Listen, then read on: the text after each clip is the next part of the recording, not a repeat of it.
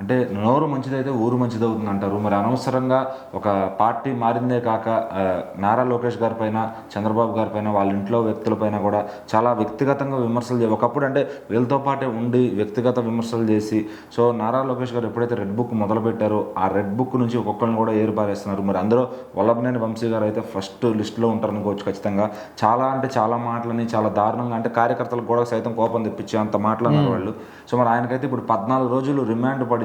So చాలా investigation తర్వాత కోర్టులో హాజరుపరిచి మెడికల్ టెస్టులు చేసి కోర్టులో హాజరుపరిస్తే యాజ్ ఆఫ్ నౌ అయితే 14 రోజులు రిమాండ్ విధించారు. తర్వాత కేసు పూర్వపదాలు అంతా చేసి నెక్స్ట్ ఏం చేస్తారని చూసాం. అసలు ఆ 14 రోజులు రిమాండ్ ఎట్లా ఏ కారణం కింద పడింది? నిజంగా ఇప్పుడు వైసీపీలో ఉన్న వాళ్ళ సంగతి అంటే వాళ్ళందరి పరిస్థితి ఎట్లా ఉందంటే ఎవరు తవ్వుకున్న గుంతలో వాళ్ళే పడతారని ఒక సామెత ఉంటుంది.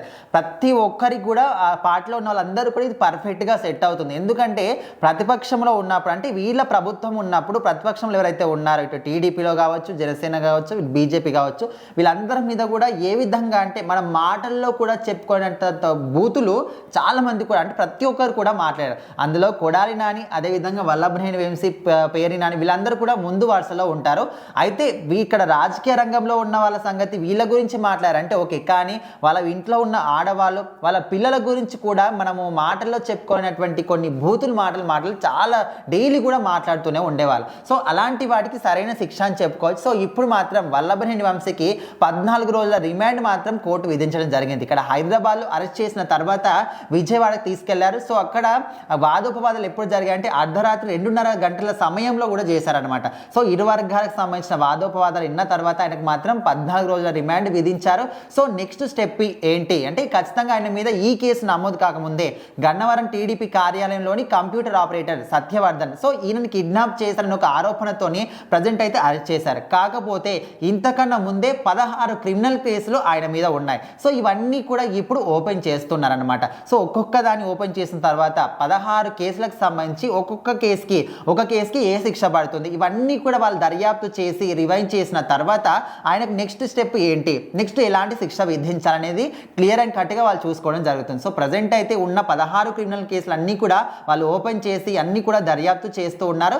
తర్వాత కూడా ఈ నెక్స్ట్ వరుసలో ఎవరుంటారంటే కొడాలి నాని పేరు కూడా వినిపిస్తుంది. ఖచ్చితంగా ఒక్కొక్కరిని కూడా ఇక్కడ టీడీపీ ప్రభుత్వం అయితే ఖచ్చితంగా అరెస్ట్ చేయిస్తుంది. ఎందుకంటే వాళ్ళ మీద ఉన్నటువంటి ఇక్కడ రాజకీయాల పరంగా మాట్లాడారు, రాజకీయాల వరకు ఇక్కడ మీరు ఒక హామీ ఇచ్చారు చేయలేదని ప్రశ్నిస్తే అది వేరే, కానీ పర్సనల్ లైఫ్లోకి వెళ్ళి వాళ్ళ పిల్లల గురించి ఆడవాళ్ళ గురించి బూతులు మాట్లాడుతూ ఎన్నో అక్రమ సంబంధాలు అంటే కంటే రకరకాలుగా మాట్లాడిన సందర్భాలు కూడా ఎన్నో ఉన్నాయి. సో మొత్తానికైతే వల్లభనేని వంశీ విషయంలో చాలా కరెక్ట్గా జరిగింది, మంచి శాస్తి జరిగింది, మంచి పని చేశారని చాలామంది ఆంధ్ర రాష్ట్ర ప్రజలందరూ కూడా కోరుకుంటూ ఉన్నారు. ఇదే వరుసలో ఎవరెవరైతే అన్యాయాలు చేసి అక్రమాలకు పాల్పడ్డారో, దౌర్జన్యాలు చేశారో ప్రతి ఒక్కరిని కూడా కూటమి ప్రభుత్వం ఇదే విధంగా శిక్షించాలని మేము కూడా కోరుకుంటున్నామని ప్రతి ఒక్క రాష్ట్రంలోని ప్రజలు కూడా కోరుకుంటూ ఉన్నారు. సో మరి నెక్స్ట్ ఇంకా ఎవరెవరిని అరెస్ట్ చేస్తారో, ఎవరెవరు బయటికి వస్తారో, వైసీపీలో ఉన్న వాళ్ళ మీద ప్రతి ఒక్కరి మీద కూడా 5 నుంచి అంటే ఒక్క కేసు ఉన్న వాళ్ళు ఎవరు కూడా లేరు, అసలు కేసులే లేని వాళ్ళంటే ఎవరు కూడా లేరు. ప్రతి ఒక్కరి మీద కూడా 5 నుంచి 10-15 కేసులు చాలా మట్టు కూడా ఉన్నాయి. సో వీళ్ళందరినీ కూడా ఎప్పుడు స్ట్రాంగ్ ఎవిడెన్స్ ఎప్పుడు దొరుకుతుంది, వాళ్ళు ఎప్పుడు దొరుకుతారు, ఎప్పుడు అరెస్ట్ చేద్దాము, ఉన్న కేసులన్నీ కూడా ఎప్పుడు ఓపెన్ చేద్దామని వాళ్ళైతే ఎదురు చూస్తూ ఉన్నారు. మరి నారా లోకేష్ మాత్రం చెప్పింది చెప్పినట్టుగా రెడ్ బుక్లో ఎక్కడెక్కడైతే ఏమేమి మెన్షన్ చేసుకున్నాడో ఖచ్చితంగా అన్నీ కూడా చేసి చూపిస్తున్నాడు. సో మరి నెక్స్ట్ ఎవరో ఖచ్చితంగా చూస్తూ ఉండండి.